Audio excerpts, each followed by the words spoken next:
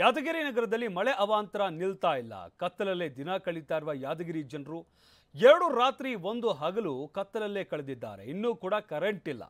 ಮಳೆ ಆರ್ಭಟಕ್ಕೆ ನೆಲಕ್ಕೆ ಉರುಳಿರುವ 77 ವಿದ್ಯುತ್ ಕಂಬಗಳು. ಇನ್ನು ವಿದ್ಯುತ್ ತಂತಿ ಮೇಲೆ ಮರಗಳು ಉರುಳಿ ಕರೆಂಟ್ ಕಟ್ ಆಗಿದೆ. ಕಂಬಗಳನ್ನು ಅಳವಡಿಸುವುದಕ್ಕೆ ಜೆಸ್ಕಾಂ ಅಧಿಕಾರಿಗಳು ಪರದಾಡ್ತಾ ಇದ್ದಾರೆ. 77 ಕಂಬಗಳು ಈ ರೀತಿಯಾಗಿ ಬಿದ್ದಿರುವಂಥದ್ದು. ಒಟ್ಟಾರೆಯಾಗಿ ಯಾದಗಿರಿ ನಗರದಲ್ಲಿ ಮಳೆಯ ಅವಾಂತರ ಇನ್ನೂ ಕೂಡ ನಿಂತಿಲ್ಲ. ಕತ್ತಲಲ್ಲೇ ದಿನ ಕಳೀತಾ ಇದ್ದಾರೆ ಯಾದಗಿರಿ ನಗರದ ಜನ. 2 ರಾತ್ರಿ 1 ಹಗಲಾಗಿದೆ. ಆದರೂ ಕೂಡ ಇನ್ನೂ ಯಾವುದೇ ರೀತಿಯಾದಂತಹ ಸರಿಪಡಿಸುವಂತಹ ಕೆಲಸ ಕಂಪ್ಲೀಟ್ ಆಗಿಲ್ಲ.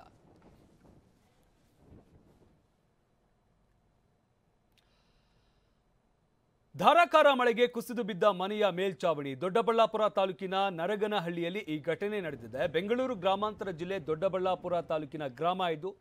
ಅದೃಷ್ಟವಶಾತ್ ತಾಯಿ ಮಗು ಪ್ರಾಣಾಪಾಯದಿಂದ ಪಾರಾಗಿದ್ದಾರೆ. ನರಗನಹಳ್ಳಿ ನಿವಾಸಿ ಆನಂದಮ್ಮಗೆ ಸೇರಿದಂತಹ ಮನೆ ಇದು. ತಾಯಿ ಮಗಳು ಇಬ್ಬರು ಕೂಡ ಮನೆಯಲ್ಲೇ ಇರ್ತಾರೆ. ಅದೃಷ್ಟವಶಾತ್ ಗಮನಿಸ್ತಾ ಇದೀವಲ್ಲ ಯಾವ ರೀತಿಯಾಗಿ ಆ ಮೇಲ್ಚಾವಣಿ ಕುಸಿದು ಬಿದ್ದಿದೆ ಅಂತ.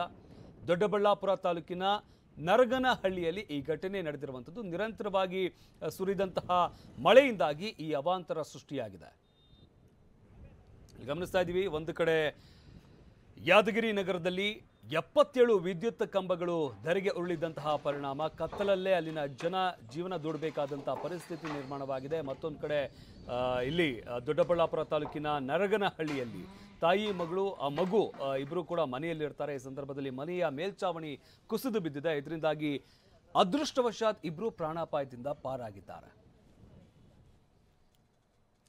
ವಿತ್ಡ್ರಾ ಮಾಡಿದ್ದು 5,000 ರೂಪಾಯಿ, ಆದರೆ ಬಂದಿದ್ದು ಮಾತ್ರ 4,040 ರೂಪಾಯಿ.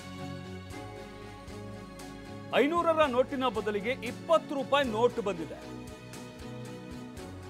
ಎಟಿಎಂ ಮಿಷನ್ ಎಡವಟ್ಟಿನಿಂದ ಯುವತಿ ಕಕ್ಕಾಬಿಕ್ಕಿಯಾಗಿದ್ದಾರೆ. ರಾಮನಗರ ಬಸ್ ನಿಲ್ದಾಣದ ಇಂಡಿಯಾ ಒನ್ ಎಟಿಎಂ ಏನಿದೆ ಇಲ್ಲಿ ಈ ಒಂದು ಅವಾಂತರ ಆಗಿದೆ. ಇಂಡಿಯಾ ಒನ್ ಎಟಿಎಂ ವಿರುದ್ಧ ಬ್ಯಾಂಕಿಗೆ ದೂರನ್ನ ನೀಡಲಾಗಿದೆ. ಉಳಿದ ಬಾಕಿ ಮೊತ್ತ ನೀಡೋದಾಗಿ ಬ್ಯಾಂಕ್ ಒಪ್ಕೊಂಡಿದೆ. ತಾಂತ್ರಿಕ ದೋಷದಿಂದಾಗಿ ಈ ರೀತಿಯಾದಂತಹ ಸಮಸ್ಯೆ ಆಗಿದೆ ಅಂತ ಅಲ್ಲಿನ ಸಿಬ್ಬಂದಿ ಸಬೂಬ್ ಕೊಡ್ತಾ ಇದ್ದಾರೆ.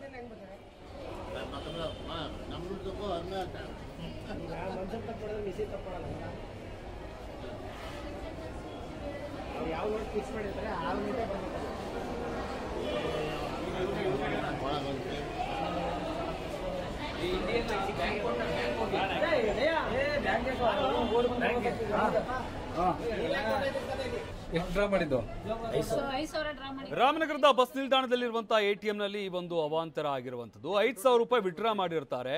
500 ರೂಪಾಯಿದು 8 ನೋಟ್ ಬಂದಿರುತ್ತೆ. ಇನ್ನು 2 ನೋಟು 20 ರೂಪಾಯಿ ಬಂದಿರುವಂತದ್ದು. ಇದರಿಂದಾಗಿ 4,020 ರೂಪಾಯಿ ಮಾತ್ರ ಅವರಿಗೆ ಸಿಕ್ಕಿದೆ. ಮಿಕ್ಕಂತ ಹಣವನ್ನ ಕೊಡ್ತೀವಿ ಅಂತ ಬ್ಯಾಂಕ್ ಸಿಬ್ಬಂದಿ ಹೇಳಿದ್ದಾರೆ.